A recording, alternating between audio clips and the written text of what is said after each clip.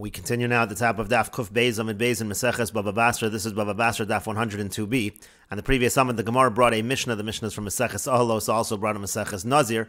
And the Mishnah says if you find dead bodies which appear to be from an ancient graveyard, so then you have to measure out 20 amos, search 20 amos all around those bodies to see if you find any other bodies. And the distance of 20 amos is based on the size of the caves where they buried.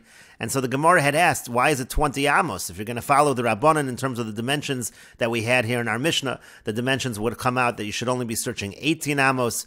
And if you're going to follow Rabbi Shimon, it should be 22 amos. Where do we get 20 amos from in this Mishnah? And the Gemara now continues, Rav Shisha Breid Ravidi Amar, Rav Shisha, the son of Ravidi, says, Liolam Rabbi Shimon, this line that you have to search out 20 amos in the Mishnah is Rabbi Shimon. And here, what are we talking about? We're talking about where you're burying in one of the graves, it's a stillborn. And so therefore it's a little smaller, so it's not going to be 22 amos, it will be 20 amos. But the Gemara says, but from the fact that one of them might be a nafil, one of them might be burying a stillborn again, which is a smaller grave. So hanami benifli, so the other side also that you're measuring out to should be also a nafil. And so therefore, tam nesari having, therefore you should deduct, it shouldn't be 20 amos, it should actually be 18 amos. You should deduct 4 amos from the 22 amos. And the Gemara says to that, Chada benifle amrinon, tarti benifle lo amrinon. We'll say that there's one nafil, that's something we can say, but to say that there are two of them, that is unlikely, and that's why you have to measure out 20 amos. And the Gemara continues, V'rami d'Rabbanan ad Rabbanan, V'rami d'Rabbi Shimon ad Rabbi Shimon. We have a contradiction within the Rabbanan and a contradiction within Rabbi Shimon as well. And the contradiction pertains to the fact that in the Mishnah, there was a machlokas tanoim. Let's say you have bodies that are too close together for a graveyard. And so it said that Rabbi Shimon says that you can look at the ones in the middle as if they're not there and say that it really is a graveyard. You have to assume it might be an ancient graveyard. And the Rabbanan say, no, if they're too close together, so then you don't make such an assumption. And so the Gemara now says we have a contradiction to Tanan because we learned in the Mishnah. This is by the halachas of Kilayim. It says Kerem hanotu al pachos me'arba amos. Let's say you have a vineyard that is planted in a way where the rows are less than 4 amos away from each other. The normal spacing of a kerem is to have 4 amos between each row in the vineyard. Here you have less than that. So Rabbi Shimon says, Eino kerem, that's not a vineyard because they're too close together. But the Chachamim say, Hareza kerem, it is considered a vineyard. And we look at the ones in the middle like they're not there. And so then we say that it does in fact have the dimensions of a kerem in terms of the halachas of Kilayim. And so this is a contradiction. Here it's the Chachamim who are saying that we can look at the ones in the middle like they're not there. But when we find the bodies in terms of determining whether this is a graveyard or not, it's the opposite. It's Rabbi Shimon who says that.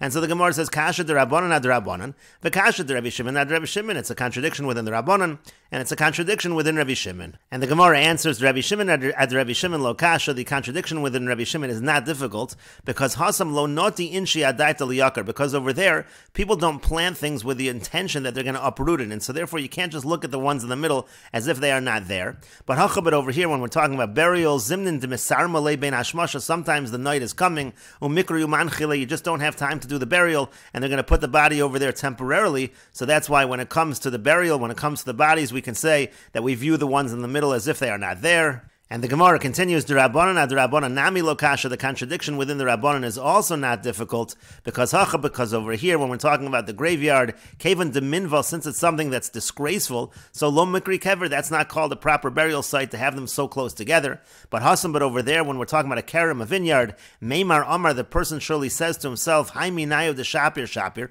whatever grows well, that's what I'm going to keep. Udelo shapir, and whatever does not grow well, lahaveletzivi, that's just going to be for firewood. It's very possible that the person's intention is to uproot some of this, and it should be considered a kerem. Hadran Allah hamocher peiros. We will return to you perek hamocher peiros. This is the end of the 6th perek of Meseches Bava Basra. If you're enjoying this channel and these videos, please like, share, and subscribe. And take a look at the description box below to see how you can support this channel.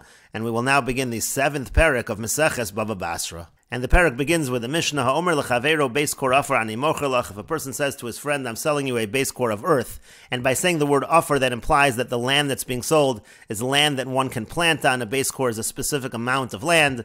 So the Mishnah says, Hayusham nekoim amukim asar tvachim osloim gevoin yud tvachim. If there are ditches in the land that are 10 tvachim deep, or if there are rocks in the land that are 10 tvachim high, einon nimdod and ima, those are not measured together with the base core, meaning he can't count that rock, let's say, that's 10 tvachim high as part of the base core that he's giving over. He has to give a base core not counting those rocks and those ditches. And the Mishnah continues, Pachos Mikan, let's say the ditches are less than 10 Tvachim deep, or let's say the rocks are less than 10 Tvachim high.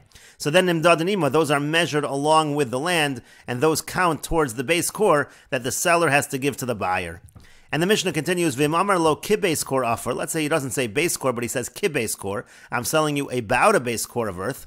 So then, afilu hayusham nekaim amukim yoser me'asar tvachim, even if there are ditches that are deeper than 10 tvachim, osloim, givon yoser me'asar tvachim, or there are rocks that are higher than 10 tvachim, harei elu nimdad and ima, those are measured together, and those can count towards the base core that the seller has to give to the buyer.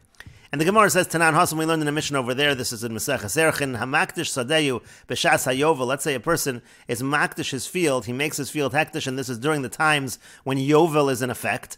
And so the idea is that you have to redeem the field, and you give the money to Hektish, and there's a fixed amount that you give. No sin lo lebeis zera chomer sa'orim, chamishim shekel kesef. This is a fixed amount by the Torah.